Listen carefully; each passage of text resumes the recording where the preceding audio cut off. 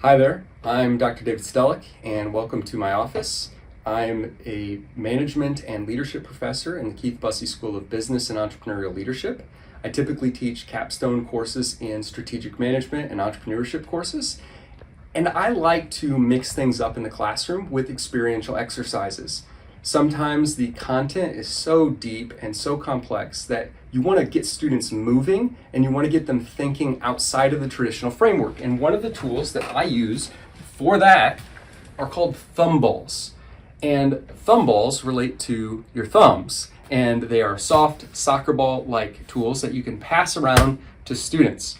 And what they help is with getting discussion going about certain kinds of topics and certain kinds of experiential learning processing. So I've got here a ball that relates to resilience and grit and challenge. So when students are passed the ball from me, I usually do it first to show them what we're going to talk about and an experience example. They catch the ball, and where their thumbs land, unless you give them different instructions, they choose one of the prompts, because where your thumbs are located, there are these sections on the ball that have different prompts. And so if, let's say I caught the ball, one of the prompts says, my top priorities for the day or the week. Another one says, the person or people I'd like to connect with. And it leaves it blank. And the student responds to that. Oh, you know what? I'd like to connect with someone who's an expert in my field because I'm looking for an internship. Or my top priorities for the week are, we've got a big exam and I'm nervous about it and I just want to finish. I want to get through it. That might be a way to use a Thumball related to challenge and resilience.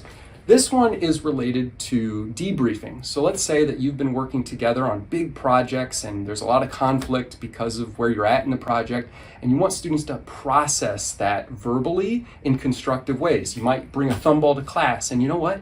You may decide the day of class to bring a Thumball, and it wouldn't take a lot of complex prep to be ready to launch that activity and get out of it more impact value for your students and their ability to move forward than many other things that are more complex and take a lot of extra time to prepare than this. So they catch it and they work through it, and they might say, what is or why is effective communication important? Because maybe they're experiencing this, but you as the professor don't want to provoke that kind of conversation and make it feel inauthentic.